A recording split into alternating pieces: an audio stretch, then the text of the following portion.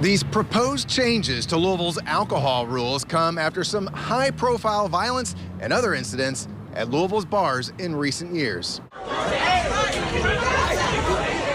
This cell phone video captured a fight at Baxter's 942 Bar and Grill in October, which led to a later shooting outside the Highlands Bar.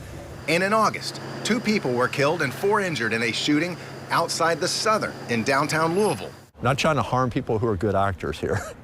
You know, our good actors won't have anything to worry about with this. It's the folks that are operating outside the bounds of the law who do have something to worry about if this passes. Louisville Metro Councilman Rick Blackwell wants to give Metro ABC the power to issue immediate emergency suspensions of a liquor license if there are health, safety, or security concerns. It will be the difference between going through one more step or acting in immediately.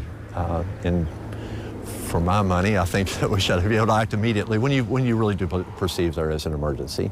Blackwell also wants to clarify that organizers of pop-up gatherings must get an ABC license to sell alcohol. Promoters or entertainers that may not want to, abide by the laws and rules of a bar are going and finding empty spaces and throwing their own parties.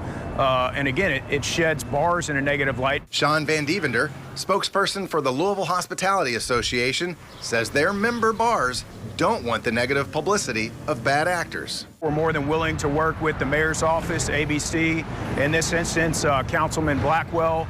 More than happy to sit down with him. We would like to see some strengthening of some language, some clarifying words put in there that make sure that that due process is protected. In the end, he says, the safety of their patrons is their top priority.